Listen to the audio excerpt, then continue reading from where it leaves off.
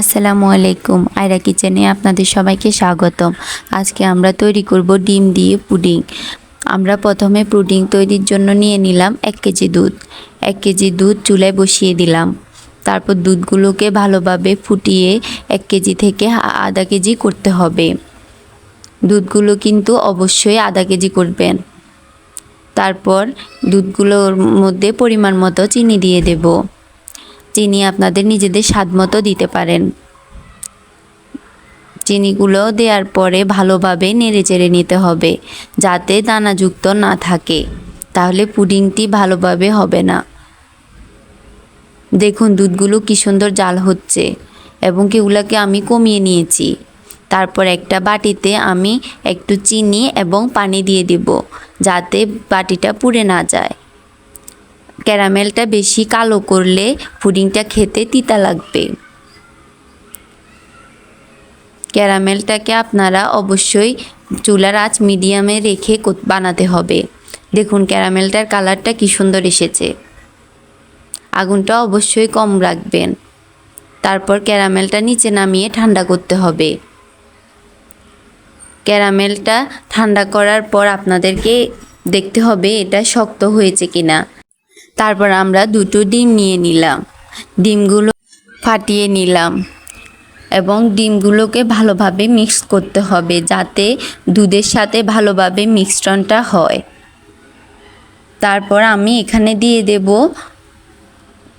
জাল করে রাখা দুধগুলোকে অবশ্যই কিছুটা ঠান্ডা করে নিতে হবে।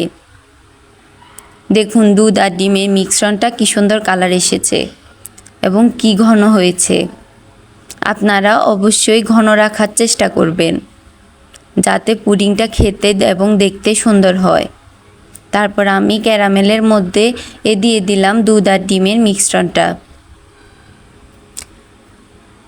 দুধ আর ডিমের মিশ্রণটা ঢালার পর আমি চুলায় একটা পাতিল বসিয়ে দিলাম। পাতিলে সামান্য পরিমাণ পানি বেশি দিলে পুডিংয়ের ভেতরে পানি ঢোকার সম্ভাবনা থাকবে, তাই পানির পরিমাণটা বেশি দেওয়া যাবে না। তারপর আমি বাটির উপরে একটা ঢাকনা দিয়ে দিলাম, একটা চাপ দিয়ে দেব। আপনারা চাইলে যে কোনো জিনিসের সাহায্যে দিতে পারেন। তারপর আমি উপরে একটা ঢাকনা দিয়ে দিলাম। আগুনটা কম দিতে হবে। 40 মিনিট পর দেখুন পুডিংটা কি সুন্দর হয়েছে। আপনারা চাইলে একটা কাঁটা চামচের সাহায্যে দেখতে পারেন পুডিংটি হয়েছে কিনা।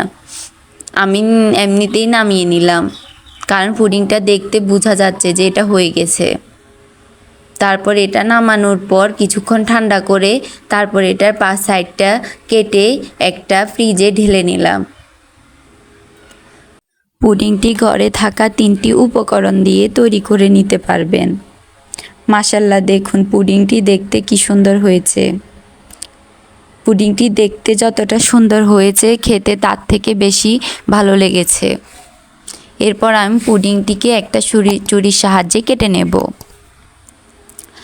আর আমার পুডিংটি ভালো লাগলে অবশ্যই আমাকে কমেন্ট করে জানাবেন।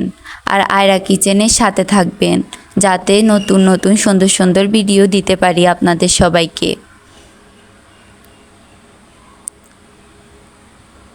ধন্যবাদ সবাইকে।